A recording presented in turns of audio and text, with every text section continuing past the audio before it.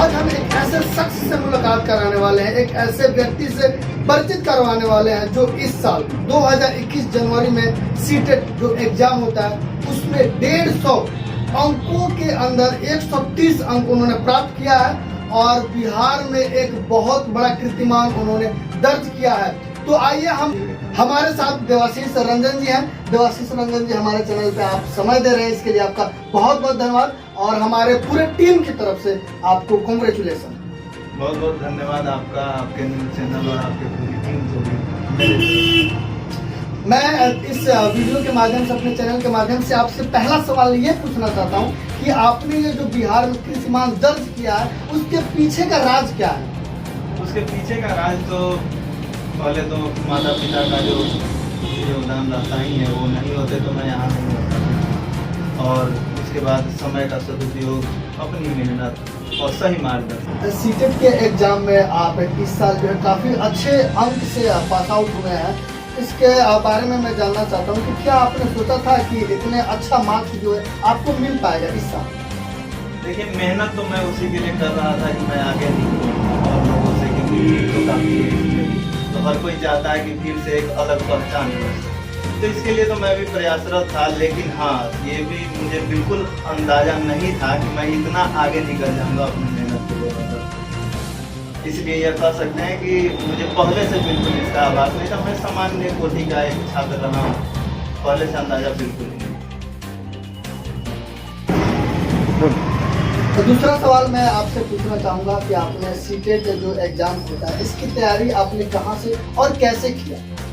CTET परीक्षा की तैयारी के लिए तो पहले मैं जब डीएलएड कर रहा था उसी समय से यह विचार बनाया था कि सीटेट परीक्षा अगर उत्तीर्ण हो जाऊं तो ज़्यादा अच्छा रहेगा, और ये होता भी है सबके लिए। मतलब एक तरीके से समझिए कंपल्सरी है कोई टेट परीक्षा निकालना। आप अगर प्रशिक्षण प्राप्त कर ले रहे हैं किसी बीएड या डीएलएड कॉलेज से, तो आपको कोई न प्रशिक्षण प्राप्त के बाद आपको कोई ना कोई पात्रता परीक्षा तो उत्तीर्ण करना होगा। तो मैं इसके लिए प्रयासरत था पहले से। तब मुझे पता चला यहाँ एएन टीचिंग के बारे में, एएन टीचिंग में आया, यहाँ आदित्य सर और निखिल सर से सही मार्गदर्शन मिला। और उसके बाद में समय का सदुपयोग करते हुए, मैं इसलिए कह रहा हूँ समय का सदुपयोग क्योंकि इसी बीच लॉकडाउन लगा था और लॉकडाउन में समय का सदुपयोग करके ही मैं इतना आगे बढ़ पाया। तो यही लोगों का मार्गदर्शन और अपना मेहनत, समय का सदुपयोग।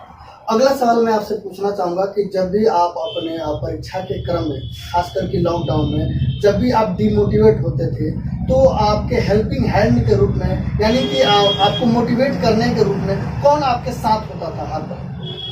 घर पे तो जब मैं रहता था तो घर के मेंबर्स जो भी हैं उनका तो काफ़ी सहयोग रहा ही है। वो लोग तो बार बार इसके लिए हमको प्रेरित किया, बल्कि सीटेट परीक्षा में उत्तीर्ण करने के लिए, यहाँ प्रशिक्षण प्राप्त करने के लिए भी उन्होंने ही मुझे मोटिवेट किया था। उसके बाद रह गई बात, जब मैं सीटेट में का फॉर्म डाल दिया था और तब इसका जब सिलेबस देखा, 5 सब्जेक्ट में बहुत सारा कंफ्यूजन रहता है, क्या किस तरीके से सवाल पूछेगा, कैसे ऑप्शन है। इसके लिए यहाँ निखिल सर और आदित्य सर के मैं हमेशा संपर्क में बना रहता था।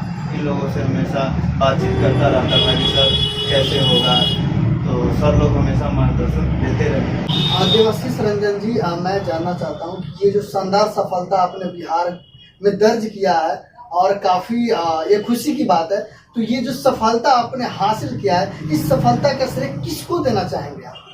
सफलता का तो पूरा श्रेय मूल रूप से मेरे माता पिता को जाता है। उन लोगों का जितना सपोर्ट रहा है मेरे ऊपर इस उम्र में भी, तो इसके लिए तो पूरा श्रेय उन्हीं को देना चाहूँगा मैं। देवाशीष जी, मैं जानना चाहूँगा कि लॉकडाउन हो गया, उसके बाद में इस उम्र में आप अपना पढ़ाई जारी रख रहे हैं।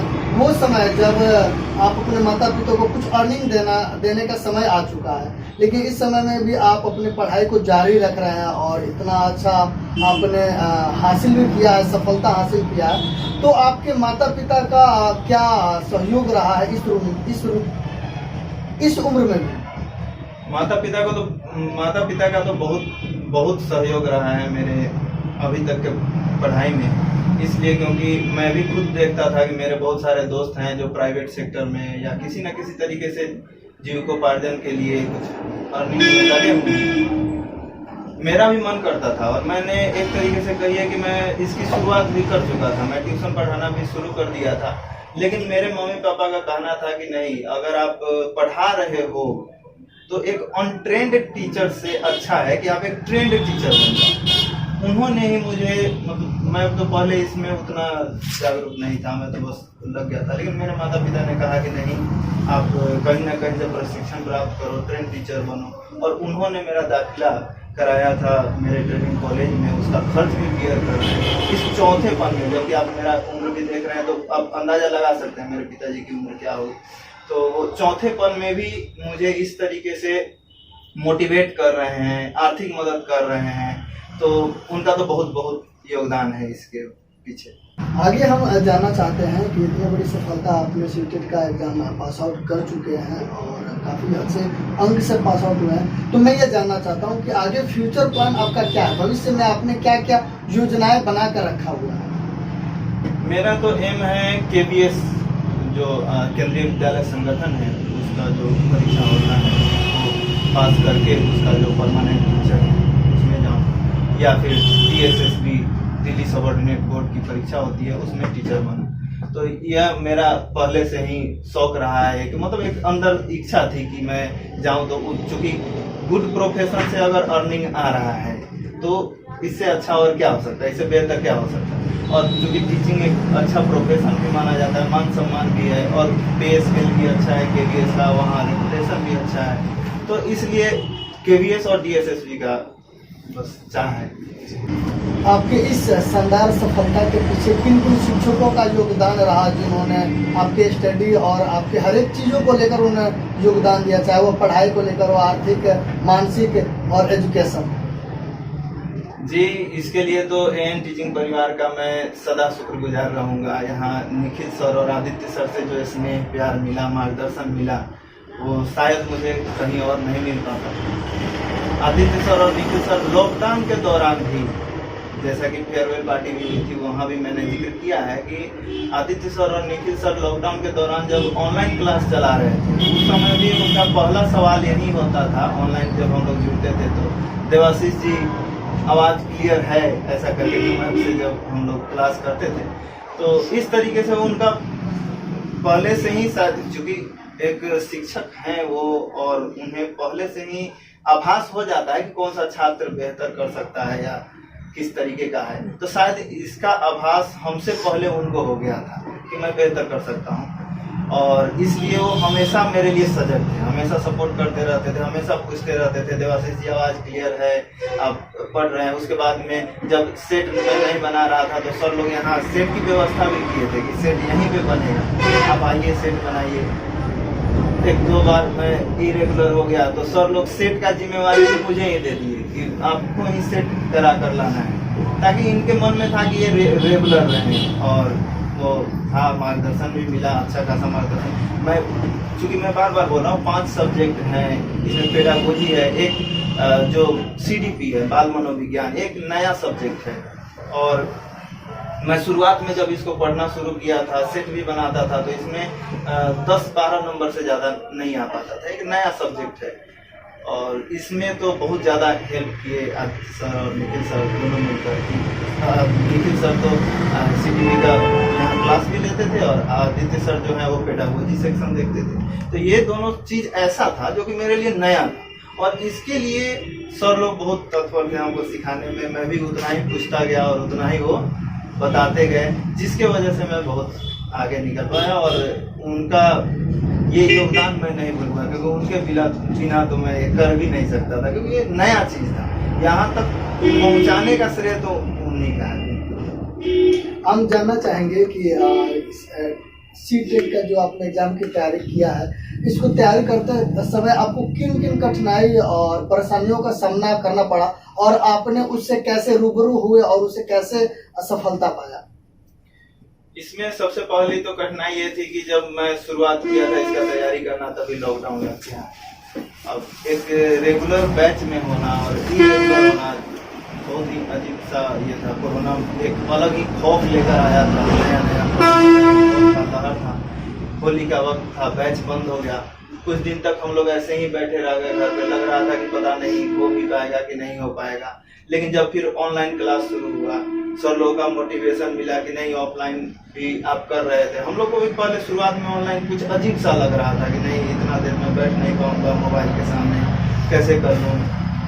ऑफलाइन की बात अलग होती है, वहाँ सब सामने होते हैं। यहाँ एक तरीके से लग रहा था वन वे कम्युनिकेशन है, कुछ पूछ नहीं पा रहे हैं। लेकिन वहाँ पर आप समय देते थे, निखिल सर और आदित्य सर भी बार बार पूछते थे, हर एक टॉपिक के बाद पूछते थे कि और किसी को कोई दिक्कत है तो आप अनम्यूट होइए और बोलिए, पूछिए।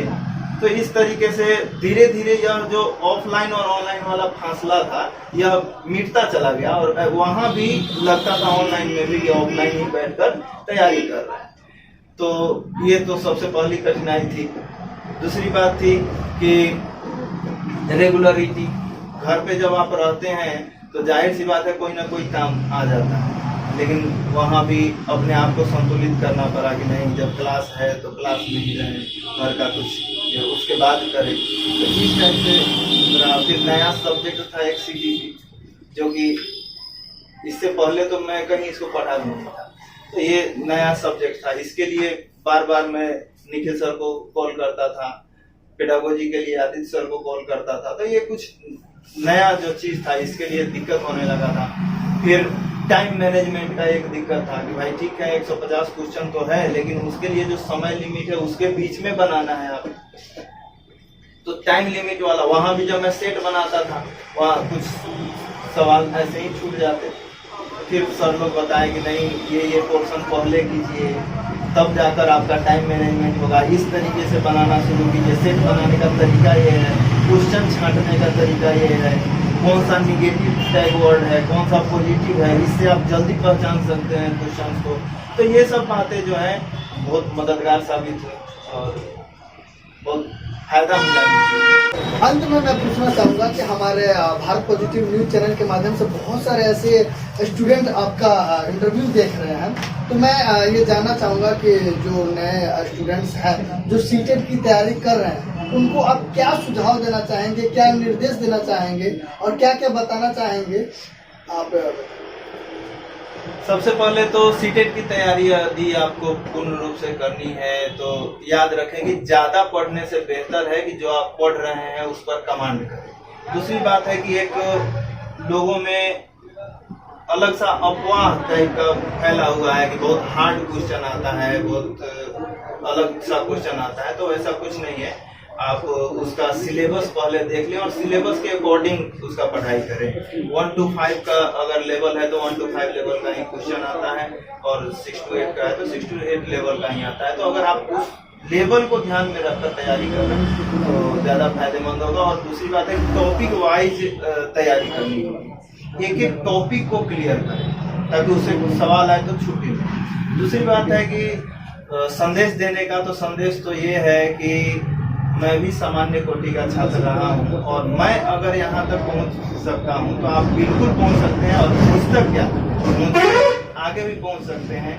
मैं 130 हूँ, कल होकर इसी संस्थान का कोई छात्र ऐसा होगा या फिर कहीं और का भी हो सकता है जो 135 लाए, 40 लाए, ऐसा बिल्कुल हो सकता है, क्योंकि मैं जब यहाँ तक आ गया तो आप भी आ सकते हैं। आदिवासी सरंजन जी, आप हमारे भारत पॉजिटिव न्यूज पे आपने समय दिया और हमारे पूरे टीम की तरफ से आपको एक बार फिर से कांग्रेचुलेसन है। मैं सुनील कविराज, कैमरामैन भैया जी के साथ, Bharat positive news. Thank you.